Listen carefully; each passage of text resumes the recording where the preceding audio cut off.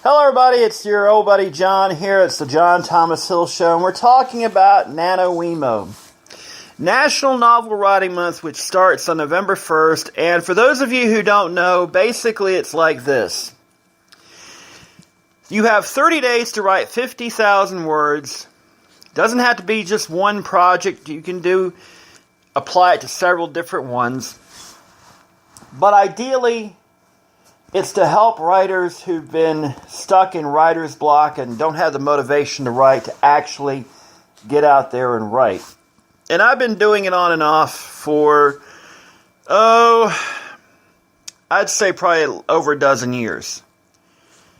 And it's a challenge because you can't just write 50,000 words in one sitting.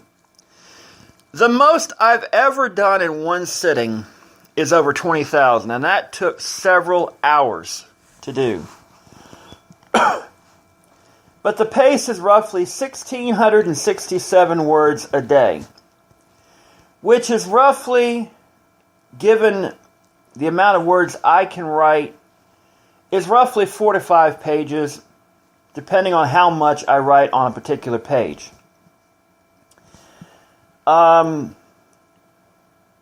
That's roughly about an hour and a half of work a day, depending on how fast I write.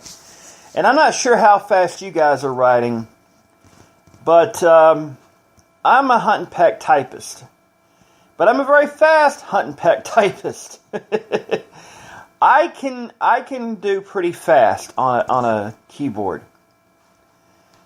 I will say this though. It's not as easy as you think it is. It's hard to stay consistent and stay on track. I've completed it roughly half the amount of times I've actually done it. The other half I've kind of failed. I think I've done it all told 5 different times.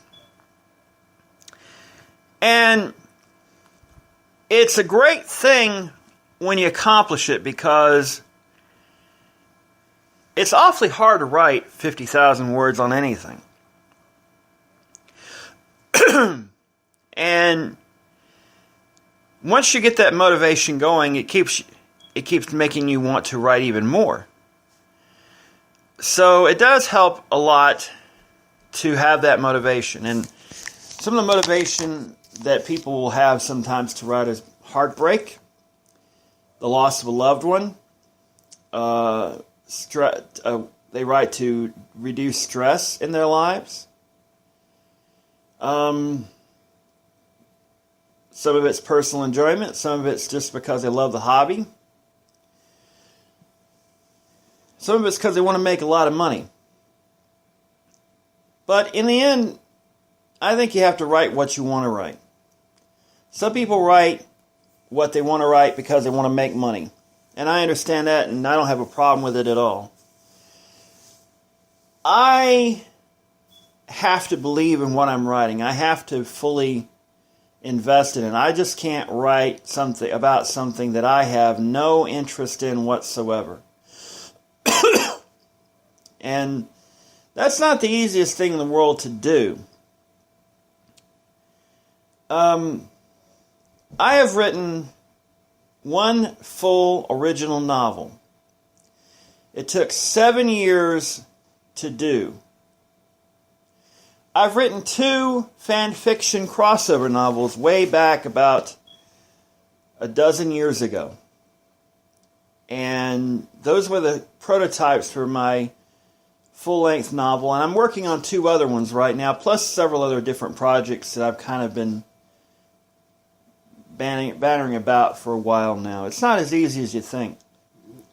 But for those of you who are trying to get involved in, let me tell you, it's pretty easy to do. You just go to nanowrimo.org and fill out your information. Tell them about the project you're going to write. I need to do that myself, as a matter of fact. But, yeah, it's not so easy, and my dog's starting to get a little aggravated. Oh. So you'll pardon him if he starts barking. Yeah, it's not so easy to get an idea of writing. Let me tell you about the project I'm working on. It's something I've been working on for 5 years now. Hang on, let me let this dog out to go do what it needs to do. Oh. There you go. Sorry, it's chasing off another dog. Hang on just a second.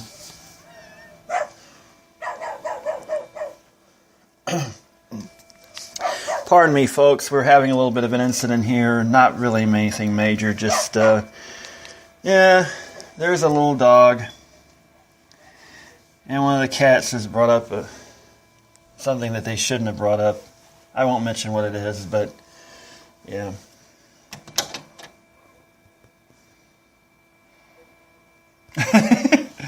Sorry, I'm just looking at my dog. Alright, we'll get back to this just a second. Let me...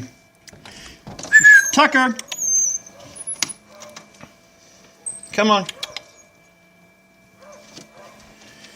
Alright. But, get back into what I was talking about earlier. Writing. The project I've got in mind is yet another reboot of my novel, Past the Hourglass. It's a sequel to my first one, Through the Hourglass.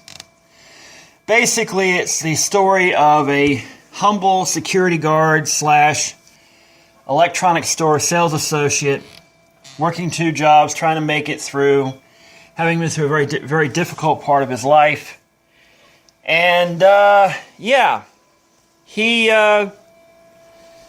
gets pulled into the future 500 years from his small, rural, southern, small town into a future metropolis on the exact same spot.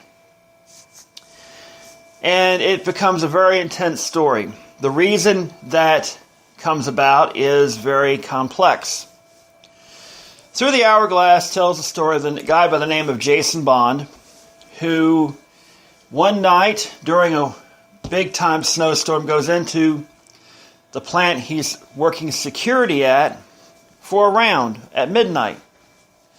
All of a sudden, a big flash of light.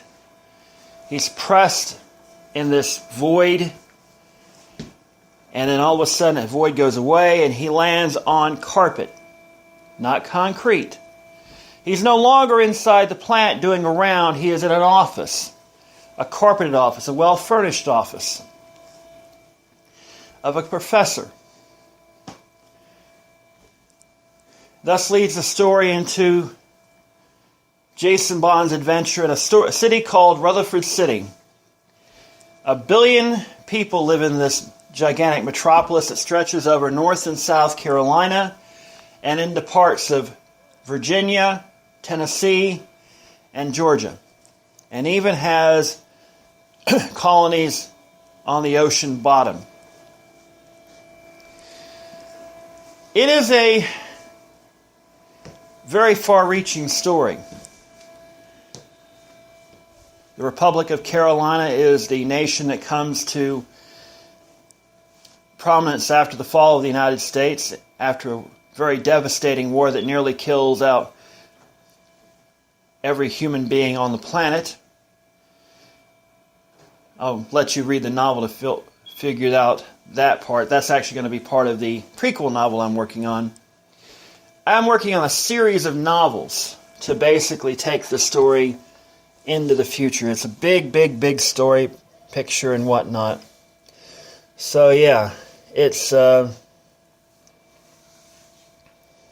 quite large, to say the least. But that's not the only project I have in mind. I have another project. It's called The Stories of Southern Gothams, which is an alternate history of the county in which I live, Rutherford County, and the 3 major small towns / cities that reside here, namely Forest City, Spindale, and Rutherfordton.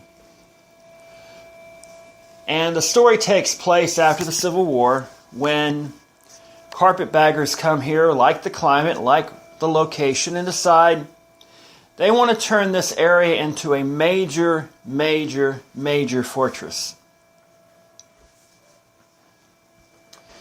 And what happens is that, well, not a major fortress, a major hub of commerce. So instead of all of it going to Asheville or Charlotte or even Atlanta, it comes here. Those cities grow eventually, even to be as big as they are now. And that's where the rivalries begin. When you have three cities right next to each other that are populous, have a vast history, it's a big deal. Story covers everything from JFK's visit before his fateful trip to Dallas to FDR's famous visit here that actually did happen, but it's much more intertwined. It goes into detail about what happened on the night of Martin Luther King's assassination and a much different outcome. Normally, you would have normally the story is that in major cities across America, African Americans rioted after Martin Luther King was assassinated, but in Forest City, in this alternate history, a Ku Klux Klan convention near the town of Gaffney decides to head up north and attack the historically African American neighborhood of Grahamtown, trying to start trouble. But instead of allowing it to happen, the Forest City Police Department decides to join forces with the African American community there and repel those scumbags. And there's plenty of other things. I have other things I'm looking at, but I just wanted to do a podcast to just sort of do a podcast. I may do another one this evening. But if you're interested, like I said, NaNoWriMo.org, that's where you want to go. Just simply 50,000 words in 30 days. Well, it's not so simple. It's not that easy. So anyhow, that's it for now. I'll talk to you later. Good night, good luck, and may the good news be yours.